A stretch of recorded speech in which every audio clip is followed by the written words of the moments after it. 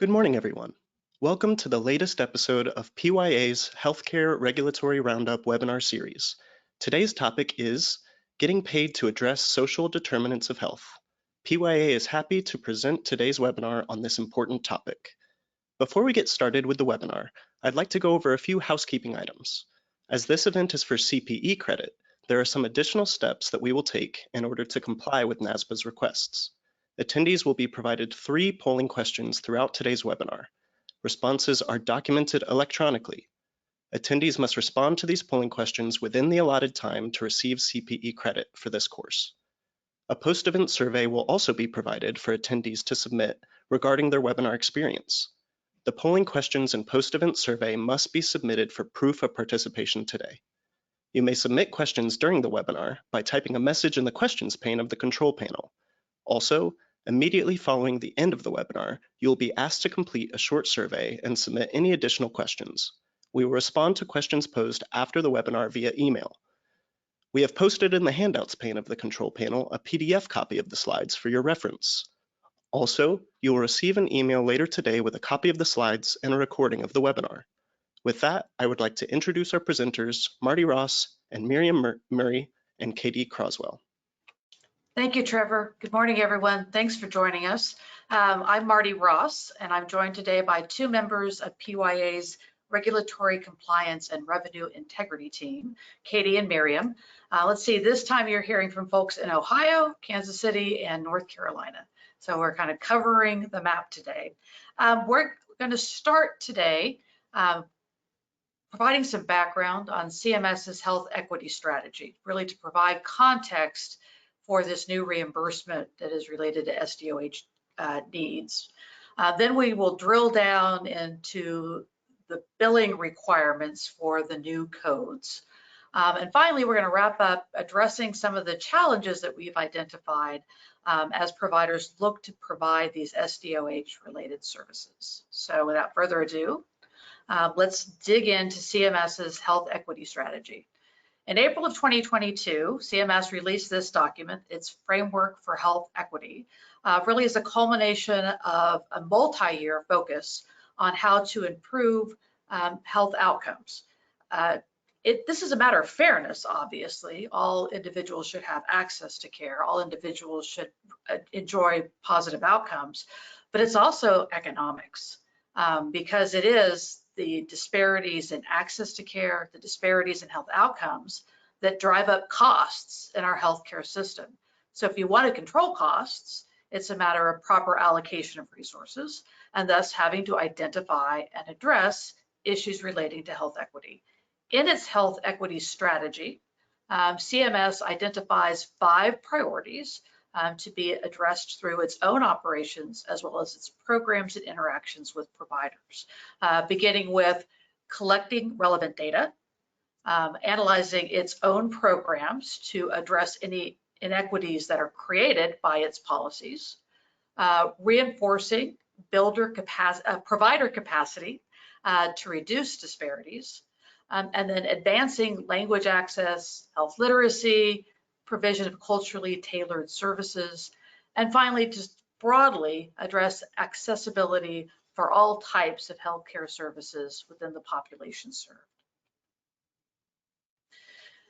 We're going to start by talking about actions that CMS took in the 2023 Inpatient Prospective Payment System Final Rule, where it introduced 2 new measures to the Hospital Inpatient Quality Reporting Program, or IQR. IQR is a pay-for-reporting program. If a hospital fails to submit the required information for the IQR measures, it will then have a negative payment adjustment 2 years later. So it's a report 2 years later has the financial impact. In 2023, CMS introduced this new IQR measure, Commitment to Health Equity. It was mandatory reporting for 2023. It is an attestation measure that you submit yes or no responses to the questions you see here identified on the screen. Now, whether you answer yes or no doesn't impact your payment. It's just a matter of answering the question.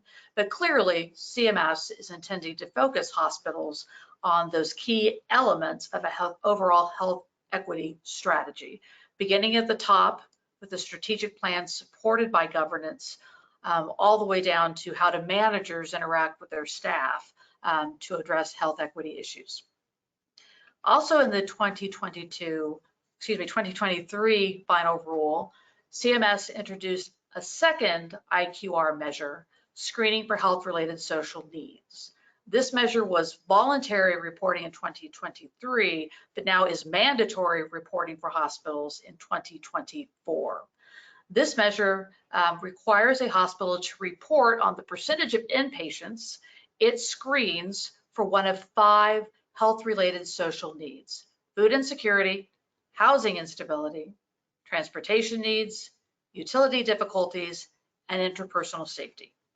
The directive in the measure is to use a tool of the hospital selection, although the Accountable Health Communities Health-Related Social Needs Screening Tool is the generally recommended tool for this purpose. There are specifications regarding who is excluded from the denominator, such as individuals who opt out of the screening. They don't want to go through the screening, as well as those who are unable to complete the screening at the appropriate time and do not have a guardian or caregiver who can complete it on their behalf. In addition to completing the screening, the hospital then has to report separately on the positive screening rate for each of the 5 domains. So an overall screening percentage, and then break down by each of those 5 categories, what are the positive screen.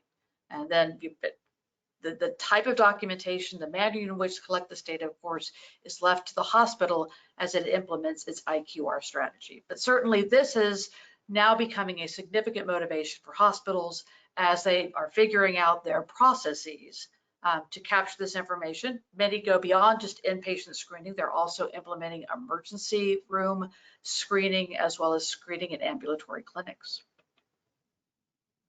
This gets us to our first attendance polling question. So Trevor, we'll turn it over to you. Yes, so our first question is your organization presently performing SDOH screenings on a regular basis? Yes, no, unsure, or my organization is not a healthcare provider. Remember, you must fill out the polling questions in order to receive CPE credit. You will have about 30 seconds to answer.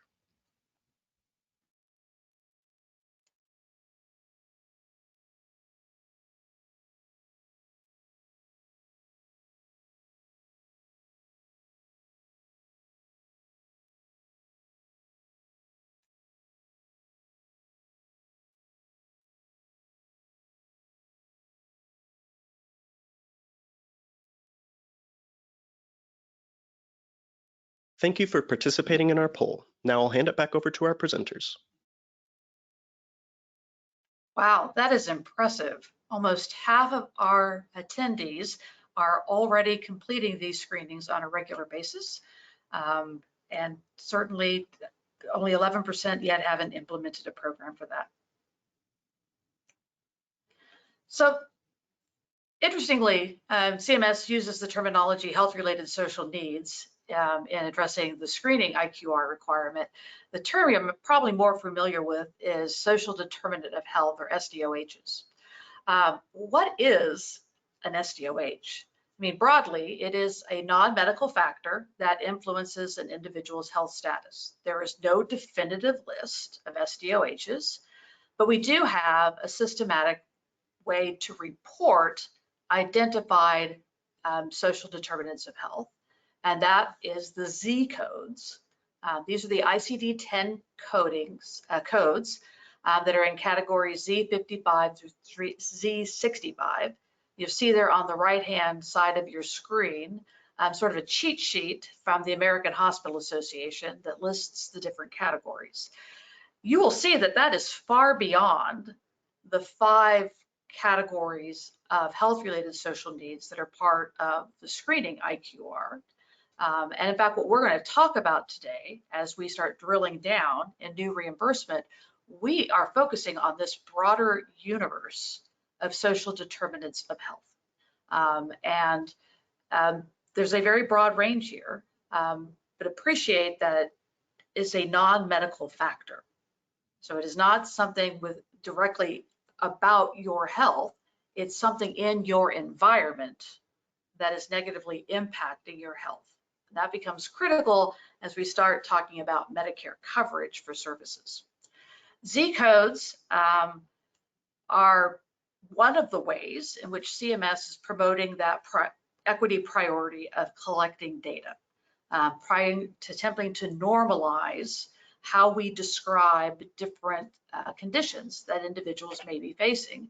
And CMS has published some very useful tools regarding the use of Z codes, both the collection of data and then translating that data into the Z code, and then how to analyze your data around Z codes. You'll see there the link to the CMS website where you'll find information on Z codes.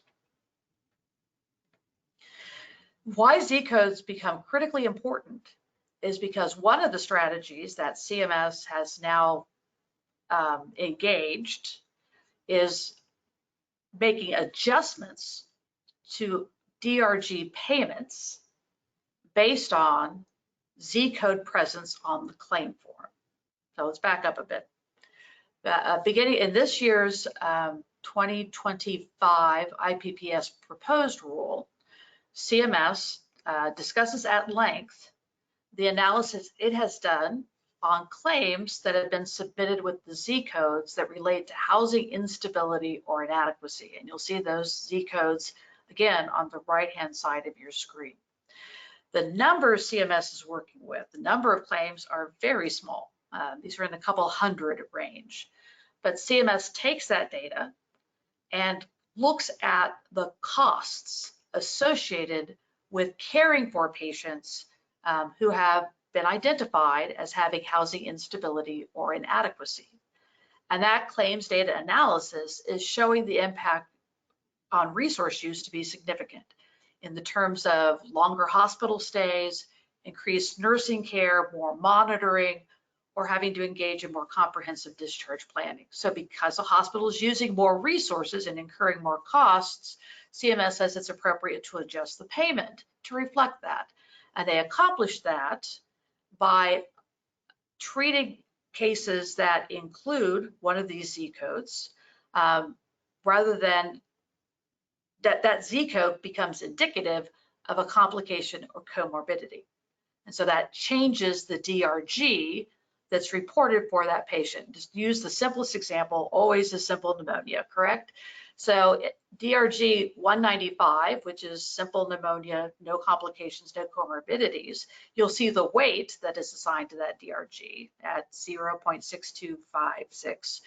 But then look at the corresponding DRG for simple pneumonia with complication or comorbidity recorded in the medical record, and you see a significantly higher weight. Again, this is one of the most basic DRGs. This becomes significantly more impactful as you get to more complex DRGs. So there's your incentive to begin capturing this Z code data, specifically around housing. It's going to impact your reimbursement. And again, very clear statement from CMS in the proposed IPPS rule for 2025 that they're going to continue to analyze claims data to identify when the presence of Z codes is impacting cost utilization. So there's your broader incentive, not just about housing, but as you're collecting this information, doing these screenings, converting that information to Z codes, then including that on the claim, then provide CMS with that data that can result in the higher DRG assignment for that individual patient. So for inpatient services, we certainly are creating a very regimented incentive structure for providers. That gets us to polling question number 2. Trevor? Our next polling question is your organization presently listing Z codes on claims? Yes, to some extent.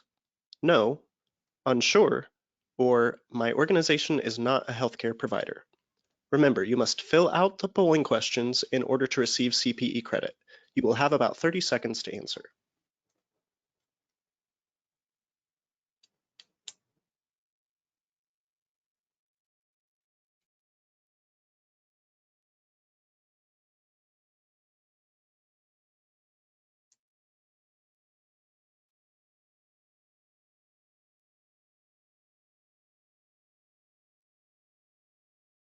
Thank you for participating in our poll. Now I'll hand it back over to our presenters. Thanks, Trevor. Again, wow, almost half of you are already including Z codes on claims. That is excellent. You're doing the screenings and you're getting that data on your claims. Other incentives CMS is creating to help you incentivize providers to address health inequities are included in this new Transforming Episode Accountability Model, or TEAM. Again, introduced in the 2025 Inpatient Prospective Payment System proposed rule.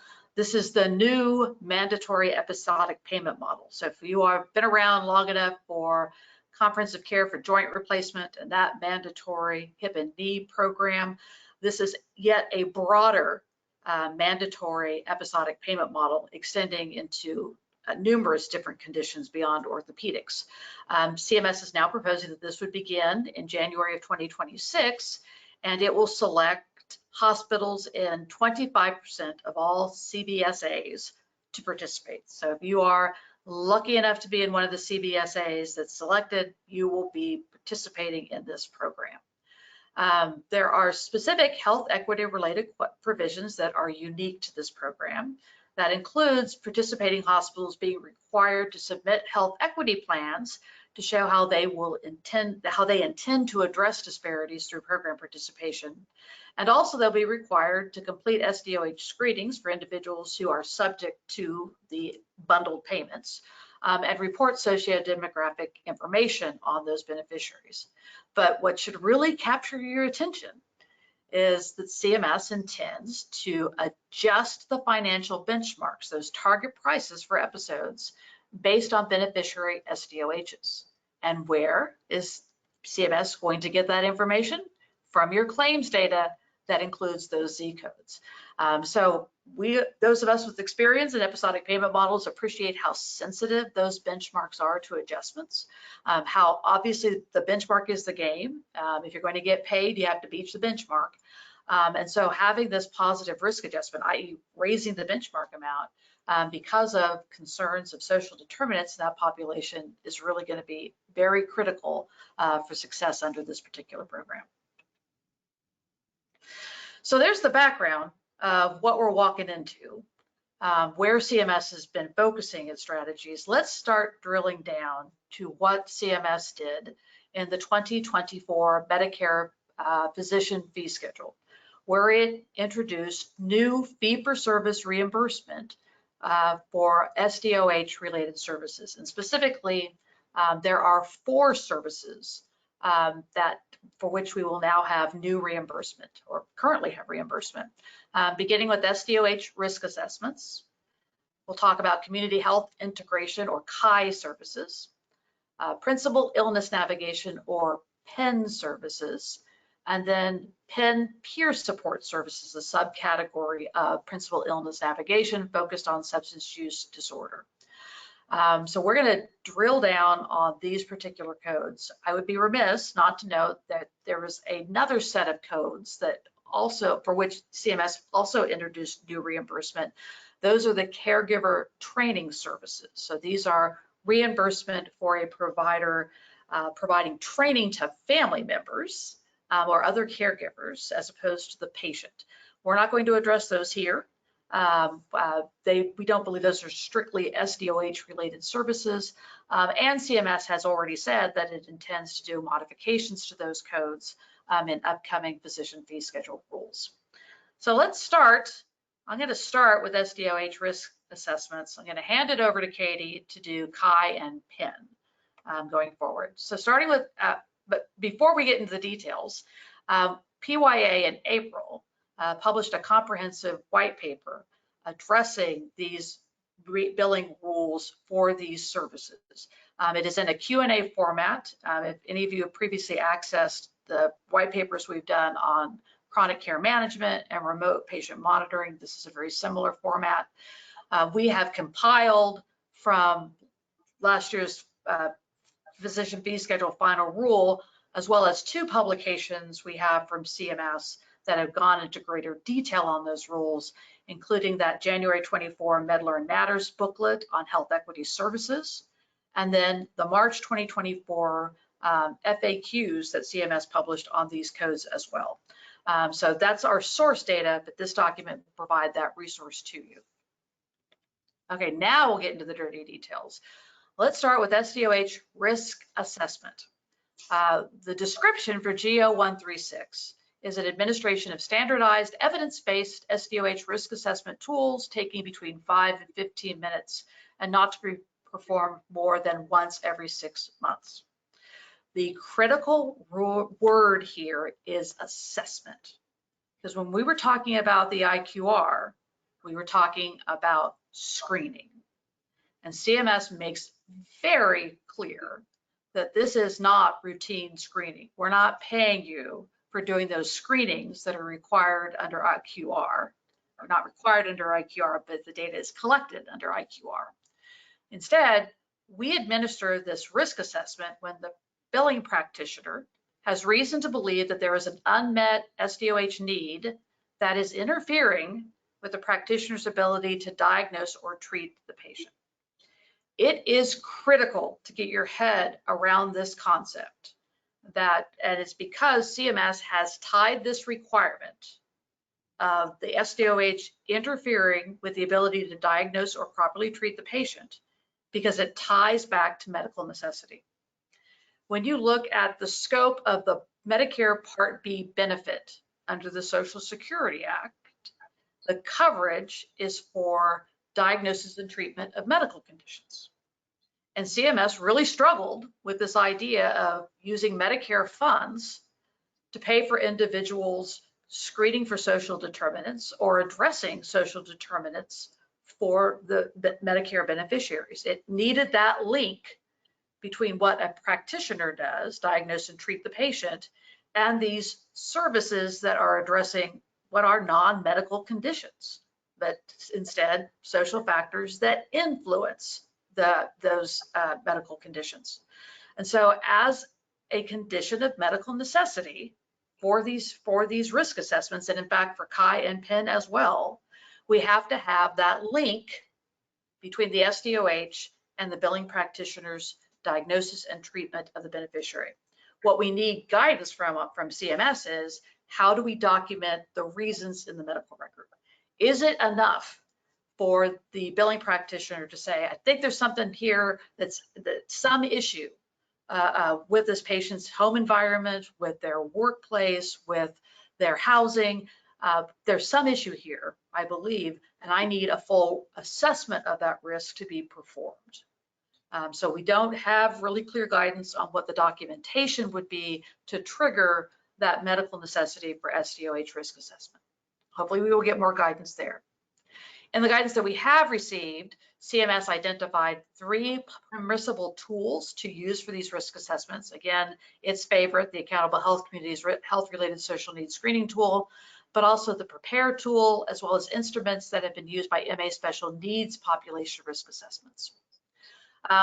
CMS does direct that any identified needs as a result of the risk assessment need to be documented in the medical record. They do not require, but strongly encourage the use of Z codes for that purpose. CMS, in the proposed rule, had actually required that the risk assessment be performed as part of the E&M service. It backed away from that in the final rule and said there would be circumstances where the risk assessment could be completed after the E&M visit, but noted it would be very rare to complete the risk assessment before the E&M visit. Why? Because that billing practitioner needs to make that determination that there's an unmet need that's interfering with the ability to diagnose or treat the patient. That would, of course, most likely originate from that E&M visit. These services may be performed by auxiliary personnel if you meet the Incident 2 requirements. This is not general supervision. It's still at the level of direct supervision. CMS did not make an exception and provide for general supervision of auxiliary staff as it does for other services, in fact, those that Katie will talk about. But for here, if you have staff performing these SDOH risk assessments, you're going to need to make sure you've met either the in-person / virtual requirement for supervision. CMS did include GO136 on the expanded Medicare telehealth services list However, it did not identify it as one of the services that can be performed audio only. So if you are doing this virtually, these risk assessments, it needs to be both audio and visual connection. Finally, what you've really been waiting for, the payment rates for these services, they're not exactly overwhelming. In the non-facility setting, it runs in at about $19. In a facility setting, it's just at $9, but appreciate there's the opportunity for the OPPS reimbursement under APC 5821, which is just under $29. So interesting how you choose to structure this within your organization. Certainly had a lot of conversations with folks about building the infrastructure to perform these risk assessments. Again, constantly going back to this concept if it has to be tied to the delivery, either the diagnosis or treatment of a condition. So there's our overview for risk assessments. Katie, take it over and tell us all about CHI. Thanks, Marty. I'm going to start with CHI, which is billed with G0019 and G0022. So CHI services are meant to resolve those specific unmet SDOH needs that were maybe identified in that risk assessment tool to facilitate the patient's medical care. CHI services do require an initiating visit. This could be an E&M visit, a transitional care management, or an annual wellness visit in which the billing practitioner identifies the presence of an SDOH need that limits their ability to diagnose or treat the patient. It should be noted that an ED visit, an inpatient observation, as well as SNF E&M visits cannot serve as the CHI initiating visit. Be sure that you're documenting the unmet SDOH need and how addressing that need will accomplish the practitioner's treatment plan. So these services are generally provided by auxiliary personnel, Incident 2, and these can be provided under general supervision rather than direct. However, they are billed under the practitioner who conducted the initiating visit. This can be physicians, nurse practitioners, certified nurse specialists, midwives, or PAs. These are time-based codes, so G0019 is for the first 60 minutes in a calendar month, and G0022 is for each additional 30 minutes, and there is no frequency limitation on billing that code. The personnel providing these services must be certified or trained to provide the services and authorized under state law or regulation. So what could CHI services look like? It could include a person-centered assessment, a home, community, or practitioner-based care coordination. It could include health education, building patient self-advocacy skills, healthcare access or assistance navigating a health system. It could be facilitating behavioral changes to meet treatment goals. And then it could also be facilitating and providing social and emotional support. So now let's talk about some CHI specifications on the next slide. The personnel providing these services need to be sure they're documenting those activities in the billing practitioner's EMR, including the time and how those activities relate back to the treatment plan. Only one practitioner can bill for CHI services during a given month, so presuming the first provider to file will be paid. You must obtain written or oral consent, and you need to notify the patient of cost sharing, and that only one practitioner can bill for CHI services during a given month. These services are not covered for patients under a home health plan of care, and they can be billed in the same month as another care management service, as long as you're not counting that time and effort more than once. Now, billing practitioners could arrange to have these services provided by a third party. However, there needs to be evidence of sufficient clinical integration between the third party and the billing practitioner. So we would want to see evidence of that in the medical record. Now, payment rates. So the base code, the G0019, the non-facility rate is $79.23. the facility rate is $48.78. And if you were to bill the APC 5822, it's a little under $87. For the add-on code G0022, the non-facility rate is just under $50, and the facility rate's a little over $34, and that one does not have an APC associated. Next, we're going to talk about Principal Illness Navigation, or PIN, on the next slide. These services are billed with G0023 and G0024. These services are for patients who are diagnosed with a serious high-risk disease, something like COPD, cancer, severe mental illness, some substance use disorder, and it's expected to last at least 3 months, and it places the patient at significant risk of hospitalization, nursing home placement, or maybe decomposition or an exacerbation, decline, or even death. These services require the development, monitoring, and revision of a disease-specific care plan, and that care plan might require frequent adjustments in medication or treatment, or substantial assistance from a caregiver. Like CHI, these do require an initiating visit. Again, it could be an E&M, a transitional care management, or an annual wellness visit in which the billing practitioner identifies that medical necessity for the PIN services.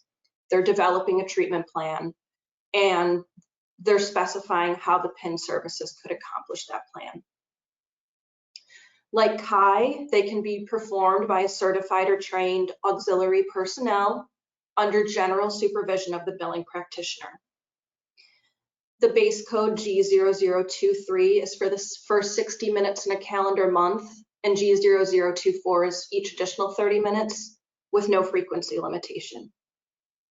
So for PIN, what might those activities look like? Again, like CHI, it could be a person-centered assessment. There could be health education, health system navigation, providing emotional or social support, referring a patient, caregiver, or family member to an appropriate supportive service, helping the patient build self-advocacy skills, helping to facilitate behavioral change to meet treatment goals, and also leveraging a knowledge of a condition or a lived experience to provide support to meet that treatment plan. So specifications are very similar to CHI.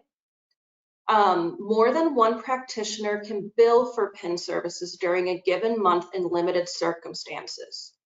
However, one practitioner cannot bill PIN for multiple conditions for the same patient.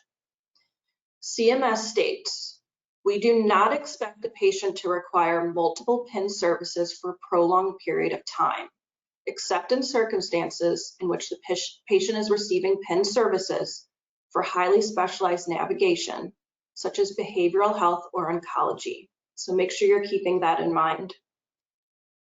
Again, you must obtain either oral or written consent after you provide notice of cost sharing, which can be before or at the initiation of PIN services. And then you need to obtain consent annually thereafter. So lastly, we're going to talk about PIN peer support, which is billed with G0140 and G0146. So these are like regular PIN services, but they're furnished by a peer support specialist rather than a clinical health worker. And they're limited to patients who have either severe mental illness or substance use disorder. Like PIN, except the scope of services is tailored to align with the scope of practice of a peer support specialist. Again, that specialist must satisfy all applicable state certification requirements. PIN and PIN peer support cannot be furnished concurrently for the same condition. Again, these are time-based codes, and G0140 is for the first 60 minutes in a calendar month, and G0146 is for each additional 30 minutes, and there is no frequency limitation. And the reimbursement is the same as the corresponding PIN code.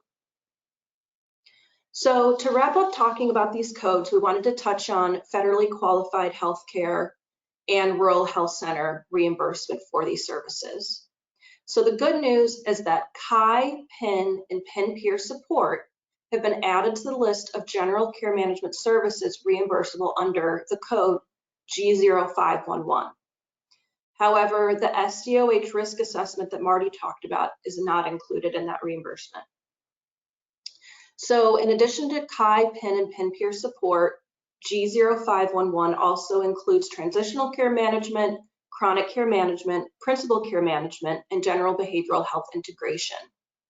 We also wanted to note that CMS added remote physiological monitoring and remote therapeutic monitoring to the list of services covered under the G0511. The national payment rate is around $73. And we wanted to point out, which is good news, is that G0511 can now be billed multiple times in a calendar month, provided all the requirements are satisfied and there is no double counting. When CMS provided guidance on this code back in December 2019, they were only allowing 1 unit of G0511 to be billed. So that's a change we wanted to note. We still don't know if the SDOH add-on codes equal another unit of G0511. CMS hasn't clarified, so we'll have to stay tuned on that. That wraps up talking about billing for these services. So now we're going to move on to our third polling question. Our next question is, what is the biggest challenge in providing SDOH-related services? Inadequate reimbursement? Workflow adaptation? Engaging patients? Securing trained or certified staff? Or providing general supervision? Remember, you must fill out the polling questions in order to receive CPE credit. You will have about 30 seconds to answer.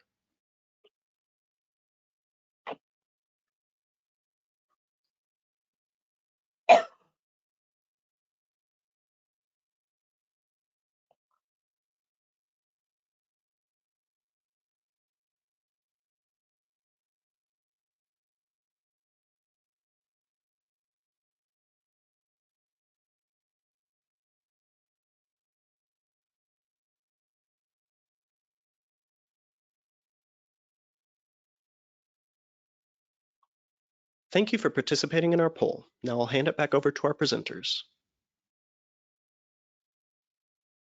Well, this is interesting. We have a little bit of everything, don't we? All right, let's move on to the next. We're going to talk a little bit about the challenges that we face.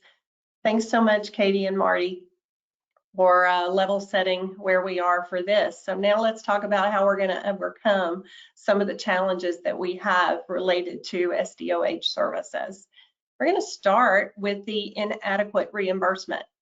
And it's a question mark. Do we have what we need to be paid for these services? So we're going to give you just a very simple break-even analysis, and we're going to make some assumptions, and I'll explain a little bit of where those assumptions came from. So as you've been going through and listening to the webinar and understanding what kinds of SDOH needs are out there and the potential Z coding that go along with it, hopefully you have in your mind some patients that may qualify already. So let's assume that you've identified 50 patients, you've identified them, and they've consented to the services. And I'm just going to make this easy. I'm going to assume it's a CHW person or CHW services, as well as what the monthly cost is for a CHW. So it's asterisk there's an asterisk there for a reason, because it's like, okay, where did you come up with $3,500? Well, the $3,500 comes from, we took it from MGMA and assumed that a CHW is comparable to a medical assistant from a salary standpoint, which is approximately about $42,000 a year, and that's all in including benefits. You divide that by 12 and you come up with the $3,500 as an estimated cost for a CHW. Then let's assume that we each each of the 50 patients had an hour of service, and that hour of service is paid out at $79 approximately. There is a billing expense, so we took it down by 10% to account for the billing expense. And so you're going to get revenue on those 50 patients of about $35.65. So that's about your break even. So so in short, 50 patients equals about the cost of a CHW for the month. So $3,500 in revenue, $3,500 in cost. That's about your break even. So how can you impact your return on investment? What are some other options? So what are some other things that these CHWs could possibly do to help reduce the burden on providers or on our office staff? Well, you could potentially use them for other services in helping to address those patients who maybe you've got a patient who might be a frequent canceling of their appointments because they don't have reliable transportation needs. So you could have that CHW reach out to that patient and start to help them address that transportation need, because that clearly is hindering them getting to the office to be seen for their healthcare services. What are some other things that you can look at for how to distribute the cost of a CHW? Well, you would look at, a lot of practices now have shared savings programs, they have risk-based arrangements, and those are looking at how do you reduce the cost of care for those beneficiaries. So how do you do that? You look at the services that you can provide from a CHW standpoint to address those issues. Let's say it's a food insecurity. That patient might need Meals on Wheels. So being able to get that patient the right food, getting their nutrition, that's going to help their health, hopefully not put them in a decline where they're ending up going to the ER or a potential hospital inpatient stay, which we all know is going to be more cost to the system. So trying to address it on the front end before it becomes an issue with higher cost later on. And your risk-based plans and your shared savings plans are going to look to try to be effective in reducing those costs. And then are there other plans out there that may be available to the patients to address these program needs? And that's something to consider as well. So next slide. So workflow adaptation. So we know from what Martie started saying at the very beginning, hospitals have now have an incentive to start tracking the SDOH screening.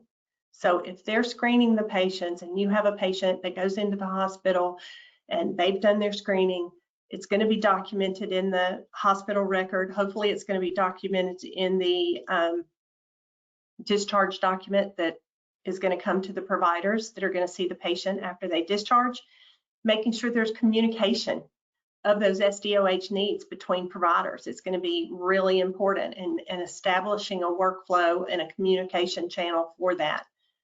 Then you get the patient into your clinics. So you're going to need to identify a triage process to identify potential SDOH needs, and alert the provider to say, hey, you know, this patient has issues with canceling their appointments, just like the other with transportation needs, or they have food insecurities, or they potentially live in a trigger area that could say, do we need to identify this as an SDOH need? But regardless, it needs to be a process in place to alert the provider to say, yes, I think this is going to hinder me treating this patient or diagnosing this patient for their health conditions. So we need to do a full risk assessment to make that determination. Then how do you document it in the medical record? Well, you've got to make sure that the documentation is in there to support the need. That's going to support your medical necessity. And then what services are they going to get? Are they going to get CHI? Are they going to get PIN? What is it that they need to get? And how are you going to document it in your medical record? And as I said before, you know, in certain areas, I know, you know, based on address or based on zip code, you may have higher affluent areas and you may have lower affluent areas based on zip code. If you know that, that may be a trigger to incorporate into your triage process and alert the physician to say, hey, this one may qualify as an SDOH need, and we may want to do a deeper dive to do the risk assessment and make that determination. And then definitely want to be capturing the Z codes for billing purposes as well as for data analysis, because that's going to be valuable information down the road. How many patients do we have that qualify? And start looking at the data. Next slide. Well, this is the risk you run when you let me control the slides, Miriam. So I'd like to go, let's go a little deeper on this issue of these indicators of SDOHs, because clearly it's not just the 5. That's a big point of emphasis here. Yes, there's the 5 that you screen for in IQR, but there are a far broader set of SDOHs. One, for example, is social isolation. And there's research very clearly indicating that social isolation has a very negative impact on health. You know, is that become part of a triage or a screening question that we ask folks? And then can you effectively have a standing order from a provider that says, when we've identified folks that are older and are living alone, is that a trigger for doing the risk assessment? Because I want to take a deep dive. They may live alone, but they've got kids that come over and take care of them. I mean, is that your impression of what this is intended to accomplish with this assessment tool? So we can then deeper dive in. Absolutely, totally agree. All right. So we certainly, I mean, I'm as always about this time of year, I become very eager to see the proposed physician fee schedule for 2025. For those that are curious, it always seems to show up about the first or second week of July. It'll be very interesting to see how much more CMS gives us in terms of direction on this type of documentation around these services. Excellent. All right, moving on to engaging patients. And as I said before, you're probably starting to think, all right, how many patients do I have? And you know, what is my patient panel that could qualify with SDOH needs? Then you're going to need to say, okay, when I get them into the office, I need to explain to them what CHI and PIN services are. What are the benefits? How can they help address their health needs? Patients who have SDOH needs sometimes are not as trusting of the system.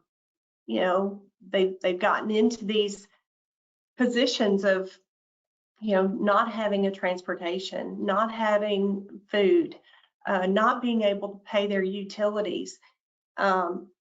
It's real, and you have to take that additional step of educating these patients what these services are and how they can benefit them. Are there other care management services that the patient could benefit from medically as well? And understanding how those work together. As Katie said, you know, you've got to obtain consent. It has to be documented in the record, whether you get it orally or in writing. It has to be part of the medical record. You have to address cost sharing cost sharing portion that applies to these services, but also you know, for patients who are Medicare, you know, sometimes they have supplemental insurance and sometimes they don't. So they may have other needs to help them in covering their copay. You know, you need to look at, do you have a financial assistance policy or a charity policy? So those are some of the things that you want to look at when you are starting to engage your patients. But another big one is addressing the cultural and language differences. So you may be in an urban environment and you may have patients that have multiple different languages that you treat, multiple different cultures that you treat.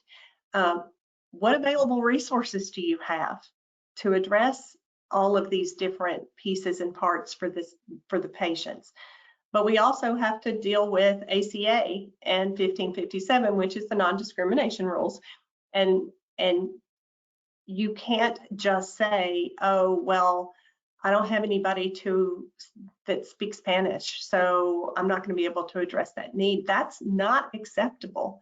We still have to address those needs as providers.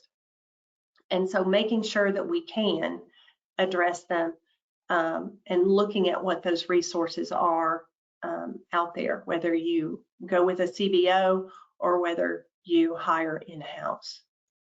Anything else? I'm going to add one more thing here. I mean, and I think it kind of pull down some experience from care management services like chronic care management. It's surprising. You know, a lot of folks that are eligible for those services, multiple chronic conditions, but when the provider discusses with them, they often refuse the service, in part because they don't like what they perceive as interference, but oftentimes it comes down to this copay. And you know, very few services out there, we have to actually call out to the patient, and you're going to owe a copay. So this seems different to them when you talk about it. But this isn't, don't underestimate that this is as an obstacle that has to be overcome, and be prepared to address with patients these concerns about copay. I mean, we're in a rock and a hard spot because the Civil Money Penalties Act says we can't waive copays because that's offering something of value to a beneficiary. But there are ways to have good conversations with patients about this additional cost. And, you know, save your breath. CMS, every year CMS gets comments to these rules that say, why don't you waive the copay or deductible for these services? And every year CMS says, we don't have the authority to do that. Well, by the way, who does have the authority to do that? Our friends over at the Office of Inspector General, because during the PHE, if you recall, they waived the copay and deductible for all these services. They determined that was, and it was a waiver, excuse me, it was a notice of non-enforcement priority. I don't know why this wouldn't be an opportunity to expand these services, which CMS says are vital, and OIG come in and say, hey, this is not an enforcement priority when you waive services, waive copays for folks that don't have supplemental coverage. So off my soapbox, sorry, Miriam, on to our next obstacle. That's a great point. Great points, and it is something that I wish they would consider too. And maybe they will down the road. They haven't yet, but there's always hope. You never know. All right, moving on to securing staff. All right, so we have, and just for clarity, your CHW or your peer support specialist may need to be licensed in the state or certified in the state that you're in. So you need to determine, are you going to buy the services? Or are you going to build the services? Some of it, I think, depends on what your volume of patients are. Do you have enough that you really can support hiring a CHW? Because there is costs that go with hiring the CHW, the cost of certification, the cost of training, if there is cost for training. Some states offer the training for free. Some don't, but some do. If you are hiring in-house, that person has to have appropriate skills to be able to connect with the patients, but they also have to have really strong connections with communities, and they need to know where those resources are to be able to help the patients address these needs. And then the job responsibilities, if you hire somebody in-house, are you going to have enough caseload to keep them busy full-time, or will they need additional cross-training because they're going to also serve as someone who helps at the front desk? Because remember, your CHW or your peer support specialists are not clinical. They're not considered a clinical staff. So they're not an MA, even though that's what I use to liken for a comparable salary. They technically are not. And so you couldn't use them as clinical staff. then you look to say, okay, I'm going to contract with a CBO, a community-based organization. Well, what are they? Where are they? How many do I have? Identifying where your local CBOs are. Area Agencies on Aging is an excellent resource. There are faith-based organizations that provide some of this SDOH needs. I know Jewish community centers in larger cities have some of these services that they offer. Meals on Wheels is another option. But knowing who your CBOs are, well, then you're going to need to contract with them. So you've got to go through contract terms. You're going to need to figure out what your payment rates are. So as part of payment rates, your CBOs are going to look to cover the cost of the services that they're providing. So even if we were hiring and we know what it costs to hire one, that's what the CBO is going to look to do too, because they're going to want to cover their costs. And then making sure if you do go with a CBO that there is oversight and a degree of integration with the billing provider, meaning that billing provider is available to address any questions that may come up as the CBO is performing their activities. But then how are the CBO personnel going to document? Are they going to document in the EMR? Are they going to document in a separate document that's going to get scanned into the EMR? How are they going to track their activities and how are they going to track their time? Because they have to track their time in order for us to be able to bill appropriately. And then consolidated services under the ACO. If you happen to be a practice that is part of an ACO, maybe you have the ACO or the ACO hires a CHW, and that cost of the CHW is spread across all of the practices, and they assist in that manner. So that's some options. And then providing general supervision. So this is the biggie. And the biggest difference between general supervision and direct supervision is there is no physical or virtual presence requirement for general supervision. The role of the billing practitioner under general supervision is to ensure that the staff is competent, that they provide program oversight, and that they are available to address the issues. Bottom line, they can delegate the responsibility, but I can tell you 100% the provider is liable for those services if they delegate them. But they have to make sure that the auxiliary staff that they utilize are appropriately trained. They, again, are competent and they're able to do the services. And the biggest difference is that the billing provider has to be engaged in the process of delivering CHI and PIN services. So if you leave here without anything else, make sure that your providers are engaged in the delivery of these services. But what does that mean from a documentation standpoint? Making sure that there's something in the record to prove that they were engaged and that the services were necessary because they were hindering or impacting the provider's ability to treat that patient's condition. What does that mean? Do they need to document in the record? Do they need to review the auxiliary staff documentation and sign off? That's not a requirement, but how are you going to prove it? Prove that there has been engagement from the provider side. I don't have a magic wand. I can't tell you how this has to happen, but it's something to consider when you're delivering the CHI and PIN services, to make sure that providers understand that they have to be engaged on these services in order to prove medical necessity, right? Yeah, right. Again, going back to the experience with care management, we've grappled with what's general supervision. But with these services, we've got this added layer of medical necessity being dependent on the engagement of the physician. Because remember, it's got medical necessity means it has to tie to a medical condition, diagnosis, treatment, medical condition. And so to tie these SDOH services back to that, got to show what that level of physician engagement is. So this is one that's, I think, another example of how we're going to figure out how it goes. At that point, let's close out here. Miriam, just sort of talking about other challenges that we see.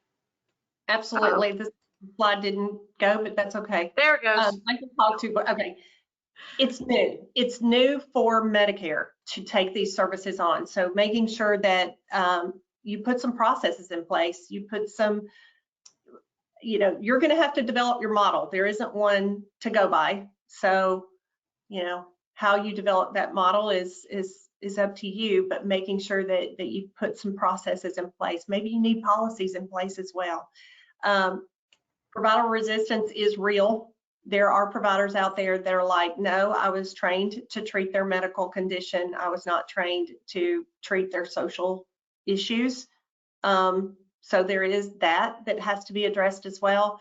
And then if there are overlapping care management services, such as transitional care services or chronic care management services, making sure that you're aligning with those other services, overlapping of services, but making sure that you don't double dip on tracking of time for those services so that you don't get into billing issues. And I'm going to let Martie close us out here. Well, there we go. Yeah, I mean, this is interesting because you've got clinical staff that are providing chronic care management and this non-clinical community health worker providing these SDOH related services. You got to square that up and figure out who's going to be responsible for what, so we're not double dipping at any time. Okay, so that's a quick dirty through SDOH. If you can join us again 2 weeks for the next Healthcare Regulatory Roundup, we'll be doing healthcare privacy forecasts, navigating regulatory climate, revisiting our good friends, the HIPAA privacy rules and other publications out of OCR recently. But otherwise, thanks for joining us. And Trevor, back to you for our closeout. Thanks to our presenters, Martie, Miriam, and Katie. Please remember to stay on the line once the webinar disconnects to complete a short survey for CPE credit. Later today, you will receive an email with their contact information and a recording of the webinar.